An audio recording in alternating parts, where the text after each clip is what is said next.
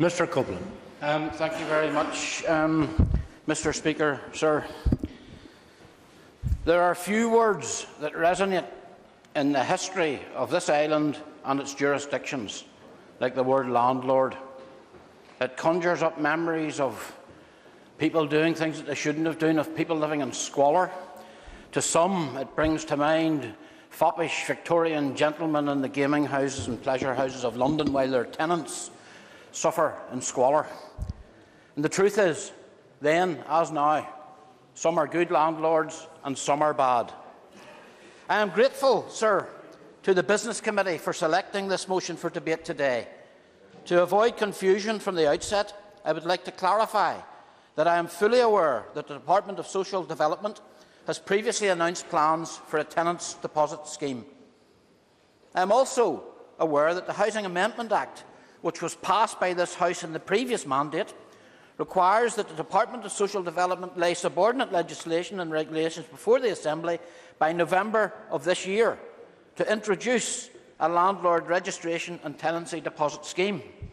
However, we would like to see these regulations well led in advance of November so that students can start the new academic year knowing that their rights and deposits will be protected by legislation. And it is therefore on this point that we can say the Ulster Unionist Party today will not be accepting or supporting the Sinn Féin amendment. Frankly, we feel it has added little to the motion and could even be considered by some in an attempt to weaken it by taking the impetus away from the department. Not at the minute, Fra. I have no idea why Sinn Féin are seeking to make life easier for officials within the department. Perhaps they can elaborate upon this matter subsequently. Getting back to the motion before us, the purpose of this debate is twofold. Firstly, to inform the department that this delay in introducing a tenancy deposit scheme has simply not been good enough, whilst also seeking an explanation for it. And secondly, to put forward the case for having this scheme in place by September of this year. Senior officials within the department, as well as their respective ministers, have sat back and watched successive schemes in Great Britain go from the earliest embryonic stages of planning to being fully implemented in the same length of time that it has taken us here to make the lukewarm public comments about the potentials of similar schemes.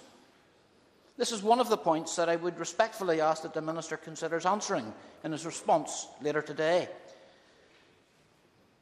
I hope members in advance of this debate have sought to find out the clear definition of what we in the Ulster Unionist Party are referring to when we are calling for a tenancy deposit scheme. For those that haven't, in short, such a scheme would protect tenants' deposits by placing them within an independent third party. Any organisation seeking to take part in the scheme would need to be approved by the department in advance.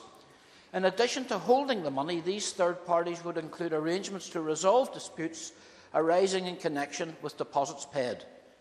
This will create a more professional approach to tenancy deposits and will, we would hope in all likelihood, reduce the number of disputes.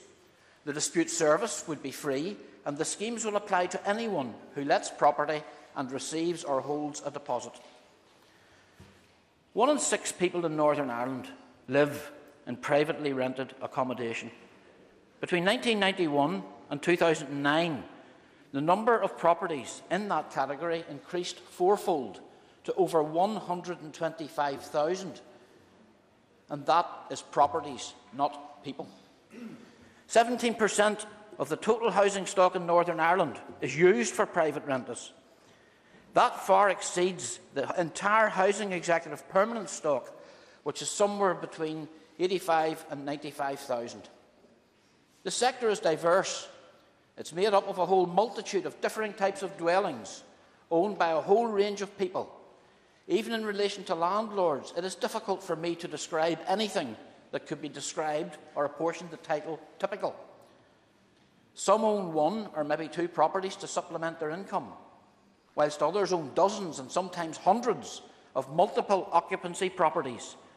Nevertheless, no matter how large the property portfolio or how great the rents being brought in, no landlord should be immune from regulations that would be brought about as a result of a tenancy deposit scheme. Mr. Speaker, the reason the motion I have brought to this House today refers particularly to students is because they are a demographic which such a scheme would especially benefit. However, they are by no means the only group, and I know that the members will in all likelihood make this point continually throughout this debate. This recognition is important.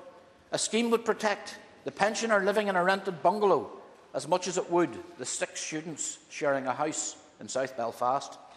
Nevertheless, 60% of those living in the sector are under the age of 40, and with my particular comments today, I do wish to focus on students who are most often exposed to the dishonest actions of unscrupulous landlords. I could give an example or 2 or 3 or 4 or 5. Time will limit the examples. I'm aware of a group of young people living in a 5-bedroom mid-terraced house in a well-known university area who had paid a deposit of £1,245, only for them to be told at the end of the tenancy they would be getting back £370. Whilst they were mature enough to accept that they needed to pay for some costs, these were minor. Nevertheless, when these young people went on to challenge the landlord on the extent of the charges being levelled against them, including telling him they would take it to the small claims court if needed, he actually turned round and threatened to do exactly the same to them, conveniently mentioning a broken door which had appeared long after they had left the property. There was, in truth, very little that they could do. Even if they had proceeded to the small claims court, it would have ended up costing them the costs and little chance of a reasonable hearing. It would, in fact, hardly have been worth their while. Not only that, but we have to remember at the end of the day, students are young people, probably living away from home for the first time, and therefore not experienced within the legal process, but possibly even daunted by it. If I could also refer quickly to another example that I am aware of, and this one demonstrates another benefit of having a scheme in operation. I know of students, again living in another student area of Belfast, who did not get a single penny of their £750 deposit back, despite leaving the property in excellent condition and initially being told they would get their money back in full. The landlord was based in the Republic of Ireland and effectively cut off all contact with the young people when the deposit was due. They never received a penny. If a tenancy deposit scheme had been in operation in Northern Ireland, then landlords would not have been able to touch their money, as they would never have got near it. Those were only 2 examples. However, it's happening every year and on what can only be described as a startling scale. The NSU-USI have conducted research recently which reveals out of a sample of 1,302 students, 48% had had their deposit unfairly withheld. Robin Swan and other party colleagues will be speaking about other groups of people who depend heavily on the privately rented sector, such as professionals and migrants who also fall victim to the acts of dishonest landlords. Mr. Speaker, I hope I have been able to get the point across as to why Northern Ireland needs a deposit scheme.